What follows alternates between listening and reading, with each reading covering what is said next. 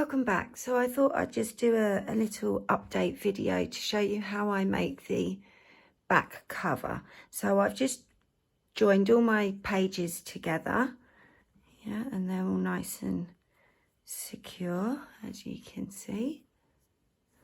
And this is why I like to use the same colour for the margins and the binding, yeah, because it just then is seamless and it lays nice and flat.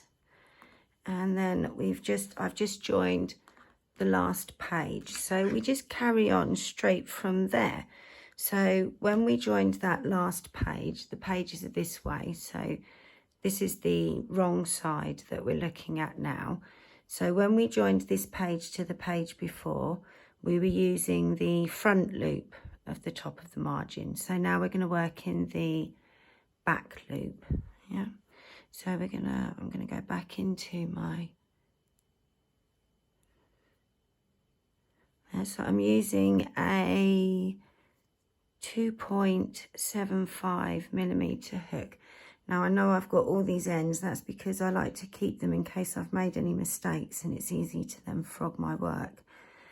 So I just keep them there until the end, but obviously you can cut them, not cut them, sew them in as you go if you want. So I'm just going to chain one, and then we're going to make linen stitch, moss stitch, the same as we did for the front cover. Yeah, so we're going to be working into that, well, it's the back loop, yeah. So let's have a look. Here's my first one, is in, you can see because that's where the last stitch was.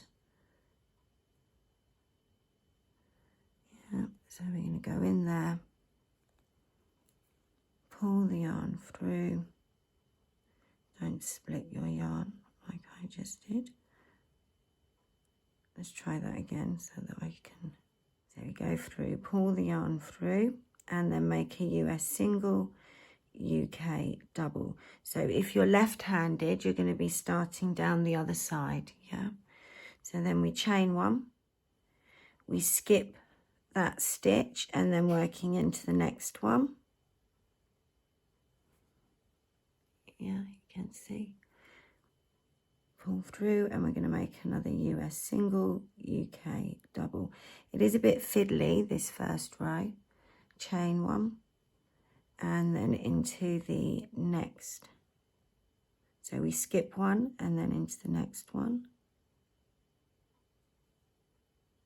And again, US single, UK double. So we're going to go all the way along, making a stitch, chain one, skip a loop, as it were, and then go in and repeat. So we should have 52 stitches, including those chain spaces, when we get to the end of the row, and we'll have 2 stitches next to each other at the end of the row, yeah, just like with the margins and the front cover.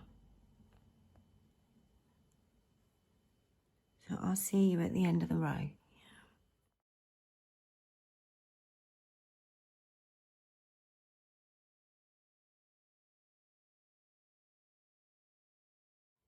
So I'm just coming up to the end of the row. I'm going to chain one, and then I've got 2 more stitches to make.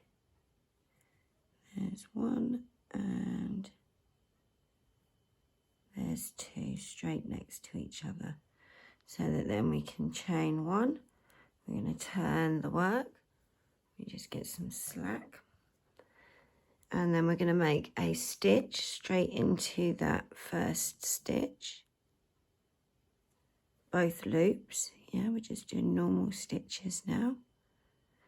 Chain one, and then make a stitch into the chain space from the row before, and we'll keep going all the way along.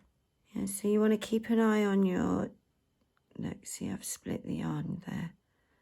You want to keep an eye on your tension, make sure that you keep your fabric the same size as this page. Yeah, you don't want it to go in as you're crocheting, and you're just going to keep doing the same thing. Each row is exactly the same. We get to the end, there'll be 2 stitches, then you chain 1, turn your work and start again, same as we've just done here. 1 stitch straight into the first stitch, chain 1 and then into the chain space. US singles, UK doubles, all the way along. And I'll leave you to continue. You can see it's already turning down. And yeah, if you want to share your photos on social media, you can use the hashtag Crochet Book Club. I look forward to seeing some of your colour schemes. See you in the next video.